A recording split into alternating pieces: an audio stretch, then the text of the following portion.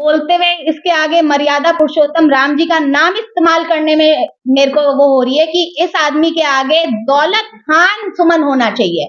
और इस दौलत खान सुमन के लिए हम ये कफन भेंट कर रहे हैं, क्योंकि ये हिंदू की तो हिंदू माँ से पैदा हुआ तो नहीं लग रहा है, ये तो आक्रांताकारियों से पैदा हुआ दौलत खान और बाबर का वंशज है, इसलिए उसके लिए कफन भेंट किया जा रहा है। और हमारे जो पूर्वज, हमारे जो शूरवीर भारत के, उनके लिए आप इस तरह की अभद्र भाषा का आप प्रयोग कर रहे हो और फिर ये कहते हो कि मैं सदन का एक सम्मान्य सदस्य हूं, उसके लिए धिक्कार है।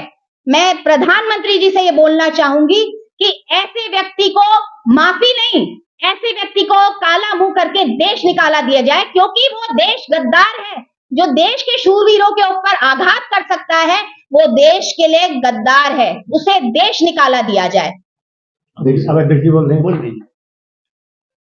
देखिए, महाराणा सांगा के बारे में जिस तरीके से बात करी है, महाराणा सांगा एक ऐसे शख्सियत थे, ऐसे महापुरुष थे जिन्होंने सबसे पहले अकबर को बाहर निकालने का काम किया और खानवा का युद्ध उन्होंने लड़ा।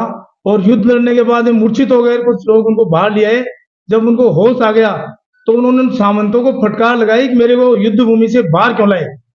ऐसे व्यक्ति के बारे में ऐसी अभद्र भाषा, ऐसी ओछी राजनीति करना, अपने आप को ऐसी भाषा बोलकर मीडिया के सामने उछालना, ये सबसे ओछी राजनीति है। और उनकी जो राजनीति है अब तक, देखिए जो राम मंदिर था, राम मंदिर को तोड़ के वो ढांचा बनाया गया और उस ढांचे को तोड़ा तो उसमें साबित हो गया कि वास्तव में राम मंदिर था। तो राम मंदिर हिंदुस्तान का है, राम मंदिर यहाँ नहीं बनेगा तो बाहर बनेगा क्या। परंतु हमारे हिंदू जाति के लोग इस तरीके जिस तरीके से दौलत खान बोल रही हैं, तो दौलत खान उर्फ रामजीलाल सुमन हो गया वो। तो रामजीलाल सुमन तो रहा नहीं, वो तो इन आक्रांताओं से पैदा हुई चीज है। तो वो उनका जो डीएनए है, इस तरीके का डीएनए जो हिंदुस्तान में आ गया, उस डीएनए के खिलाफ हम सब है। जब हिंदुस्तान आजाद हो गया तो औरंगजेब ऐसा व्यक्ति था जिसने हिंदुओं के ऊपर इस तरीके से अत्याचार किया, सबसे ज्यादा अत्याचार उसने औरंगजेब ने किया और उसको सहन किया। मैं तो कह रहा हूँ सहन नहीं करना चाहिए। ऐसी विपरीत परिस्थिति में राजा मान सिंह जी ने वो सहन नहीं की, उन्होंने जितने मंदिर तोड़े उनको वापस बनाए।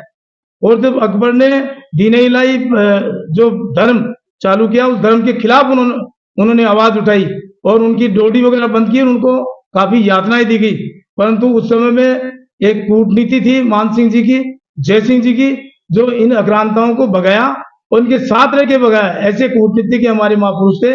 और इस तरीके से महाराणा सांगा के बारे में बोलना, उनको तो देश में नहीं पूरी दुनिया में पूछते हैं। जब इब्राहिम वो जो अमेरिका का राष्ट्रपति यहाँ राजस्थान में आया और उसकी मां ने कहा अब्राहम लिंकन कि आप हिंदुस्तान जा रहे हो तो क्या करोगे, कि मैं हिंदुस्तान में प्रेस कॉन्फ्रेंस करूंगा, वहां बात करूंगा। नहीं, वहां जाओ तो आप हल्दी घाटी की मिट्टी जरूर लेके आना। तो उस मिट्टी से वो मिट्टी लाओगे तो वहां जितने भी वीर योद्धा थे उन्होंने अपने देश के लिए प्राण न्यौछावर कर दिए, ऐसी मिट्टी वो लेके आओ जिससे हम भी गौरवान्वित हुए। तो अमेरिका जैसे देश में महाराणा सांगा जो उनके वंशज थे, उस मेवाड़ की धरती के थे, उनको इस तरीके से पूजा जाता है। हमें कई जगह बुलाया जाता है राजपूत सभा को। हम मॉरिशस गए और कई देशों में गए, वहां महाराणा प्रताप की, महाराणा सांगा को पूजा जाता है कि महाराणा सांगा क्या चीज है, ये कौन से वंशज हैं। तो हिंदुस्तान में अगर राजस्थान के इतिहास को खत्म किया जाए तो मैं कहता हूँ इस दुनिया में कोई इतिहास ही नहीं बचे। ऐसा हमारा राजस्थान का इतिहास है। तो राजस्थान के इतिहास के बारे में इस तरीके से महाराणा सांगा के बारे में, जो कम संख्या में होते हुए भी आक्रांताओं से लड़ाई लड़ी, पूरे 36 कौमों को महाराणा सांगा ने बचाया। पूरे 36 कौमों को जो राजपूत शासक थे उस समय उन्होंने बचाया। नहीं, हिंदुस्तान में हिंदू बचते ही नहीं। ऐसी व्यवस्था हमारे जो ये महापुरुष थे उन्होंने ऐसी व्यवस्थाएं करी।